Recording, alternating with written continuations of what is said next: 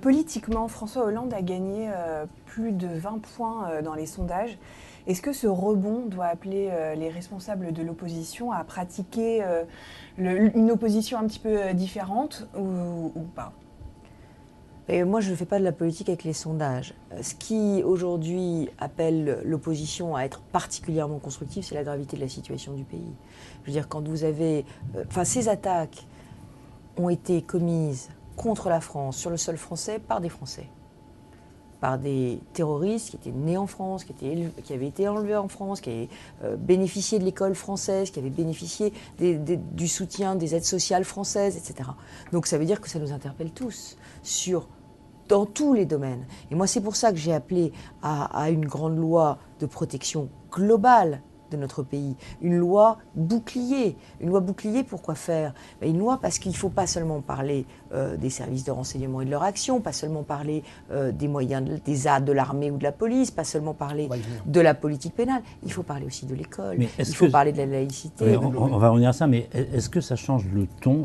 Je veux dire, est-ce qu'il n'y a pas une manière plus respectueuse de faire de la politique dans un contexte comme celui-là? D'autant que le gouvernement est en train de plancher sur cette question-là. Mais moi, je considère que l'opposition doit toujours être respectueuse. Mais en revanche, je pense que là, on est effectivement... Il faut essayer de faire en sorte que ce mouvement d'union nationale puisse se poursuivre, j'allais dire, au moins dans le diagnostic des problèmes et dans l'écoute réciproque des solutions qu'on propose. De ce point de vue, moi, j'attends aussi du président de la République et du Premier ministre, peut-être qu'ils écoutent un peu davantage l'opposition. Parce qu'on a l'impression, et moi je le vis assez douloureusement depuis 2 ans, qu'à chaque fois qu'on propose quelque chose, sous prétexte que ça vient de l'opposition, il ne faut surtout pas l'écouter, il ne faut surtout pas l'entendre. D'ailleurs, s'il y a un amendement de l'opposition qui est intelligent, on fait déposer le même par un membre du Parti Socialiste pour pouvoir le voter, parce qu'il ne faut surtout pas voter. À la responsabilité du gouvernement? Non, j'attends que l'union nationale se fasse dans les deux sens. C'est-à-dire que nous allons être très constructifs, nous allons apporter des propositions au gouvernement,